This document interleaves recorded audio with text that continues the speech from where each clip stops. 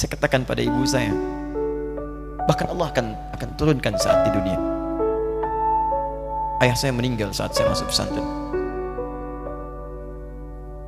Dan baiknya saya rasakan luar biasa. Beliau mengajar di musalla kecil dulu, sekarang jadi masjid. Itu saya selalu di bawah. Beliau mengajar, saya tidur. Sekarang gantian saya mengajar, beliau tidur. Dan kadang di pangku, gendong sampai pulang. Saya pernah sengaja pura-pura tidur untuk ingin tahu apa yang dikerjakan ayah saya di jalan. Jaga betul supaya nggak bangun. Begitu saya disimpan di kasur dan bangun, diajak bercanda. Saya mau masuk pesantren, dia nggak sempat ngantar. Saya bertemu, dia menangis, peluk saya, minta maaf, nggak bisa ngantar ke pesantren. Saya belum mengerti apapun saat itu. Saya bertekad, insya Allah saya belajar dengan sungguh-sungguh. Sepekan 2 pekan saya dapat panggilan pulang. Saya tanya pada kakak saya yang ikut, sekarang ada di sini. Di mana ayah? Beliau nggak jawab.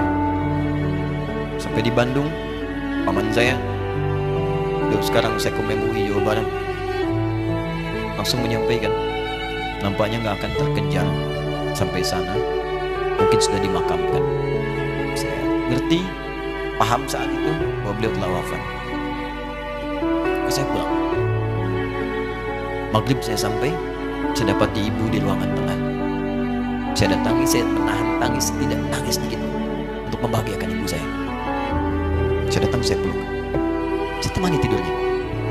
Itu pertemuan saya dengan ayah saya terakhir di mimpi. Saya bermimpi melihat sudah pakai kemeja, tersenyum, mendadahi saya. Sudah. Besoknya saya cari ke kamar. Ternyata Allahu Akbar, apa yang selama ini saya pelajari di pesantren, kitabnya sudah ada di kamar semua dan disiapkan. Saya menangis saat itu. Saya bawa mushaf.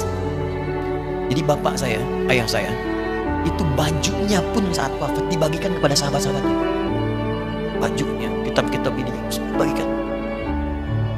Ibu saya menunjukkan kemudian ada jam yang nanti nak pakai. Saya bilang, simpanlah. Saya bawa mushaf. Dengan mushaf itu, saya duduk di ruangan tengah, saya menghadap kiblat dan saya mohon kepada Allah. Ya Allah, saya tak punya kemampuan lagi membahagiakan ayah saya saat hidup di dunia. Tapi mohon jadikan setiap huruf dalam Al-Quran ini, ya Allah, pahalanya mengalir untuk ayah saya. Begitu saya bacakan saat itu, tak bisa saya berhenti. Dan tiba-tiba langsung masuk ayatnya, artinya, posisinya, nomornya, gak pernah berhenti. Masuk. Saya bertekad ingin berbuat baik. Puncaknya saya sekolah. Ibu, ya Allah, saya ingin berbakti pada ibunda saya. Anda tahu apa yang terjadi? Demi Allah saya katakan, ketika Anda bersama ibu saya, Bu, Pak, itu krisis 97, Pak. Waktu krisis saya masuk pesantren, saya diberikan sempurna bekal seperti anak-anak lain. Rupanya ibu saya sudah tanya kepada santi-santi, orang tuanya, berapa bekal Anda kasihkan? Dikasih yang paling tinggi itu dikasihkan pada kami tiap bulan. Saya terima. Satu kali libur saya pulang dari jauh, ibu saya tersenyum melihat sedang timur pakaian lihat saya. Begitu saya tiba, kaget saya. Kok pakaian ibu saya, pakaiannya nggak cocok dipakai gitu. Ini bukan pakaian ibu saya, kayak kain pel lah kalau sekarang. Saya masuk ke rumah, saya kejar, saya buka pakaiannya, lemari ini. Saya nggak temukan sedikit pun. Saya kejar kakak saya, dia sudah siapkan makan. Kak perempuan kami yang kedua, mana pakaian ibu saya? Perhatikan jawabannya. Dia menangis saat itu. Dia bilang, mama itu telah menjual semua perhiasan dan pakaiannya untuk pendidikan kamu. Jual. Untuk kita katanya. Jual. Dan bertahan dengan 150.000 per bulan saat krisis. Jadi rupanya ibu saya itu makan nasi sehari cuma sekali. Beliau mengajar. Di berangkat sekolah itu cuma makan pisang, minum kopi, makan nasinya malam. Saya bilang, ya Allah, saya akan ganti baju ibu saya dengan kain ihram dan saya gandeng tangannya di Masjidil Haram. Itu apa yang terjadi? Begitu saya kuliah di Libya, alhamdulillah, saya berangkat, saya mulai mengajar, saya serius belajar. Saat itu kemudian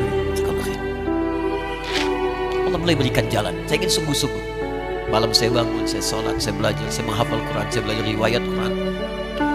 Sampai puncaknya tiba.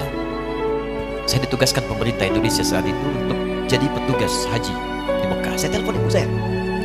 Saya bilang, "Ma, saya insya Allah akan haji 2010. Saya telepon Februari saat itu. Saya dengar suara, terbayang wajahnya indah, senyuman, bahagia. Alhamdulillah, nak. Kapan berangkat? Tahun ini insya Allah.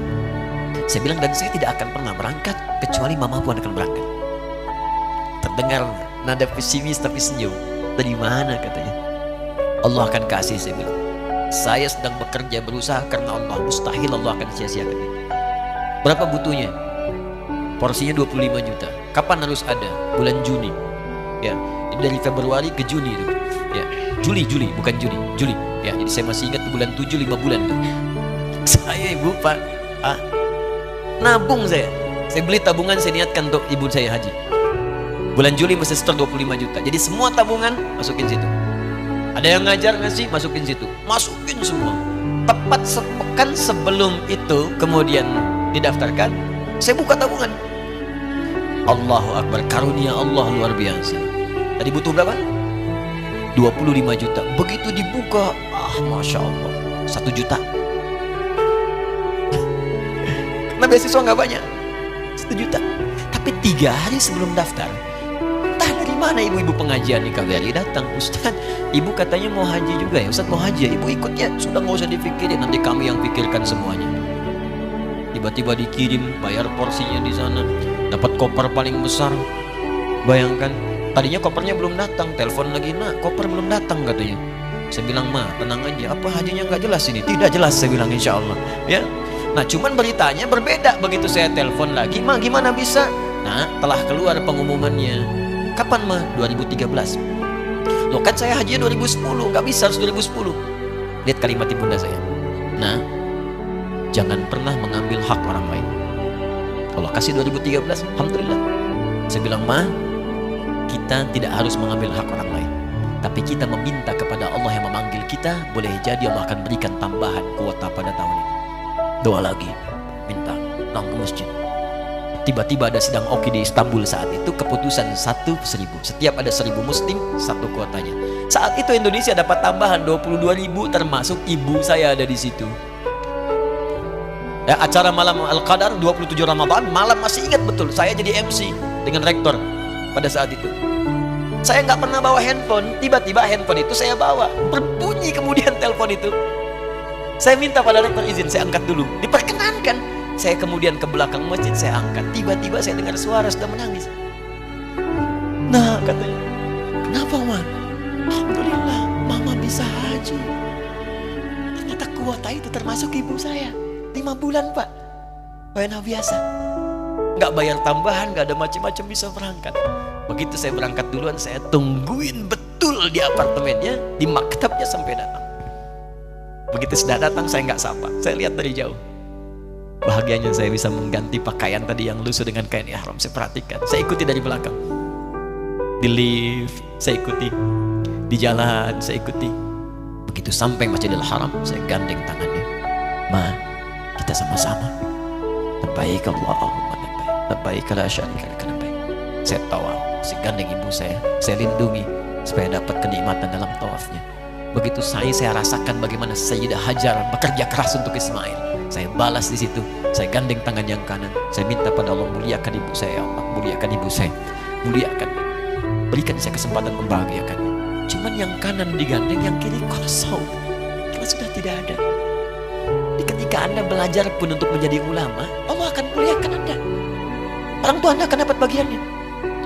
Yang hafal Quran itu Musa, yang bisa haji bapak ibunya. Kemarin saya jadi Amirul Hajj dari kedutaan Saudi berangkat, membawa 350 orang rombongan. Siapa yang saya bawa? Ahli Quran yang hafal Quran, anak-anaknya. Ahmad Kamil yang haji, pengajarnya, murabbinya, ibunya, temannya, banyak yang berangkat. Yang berangkat siapa? Calon ulama. Dia jadi ulama itu, jangankan sudah jadi, kalau benar caranya, baru bergerak pun Allah pasti akan jaga. Kalau benar caranya.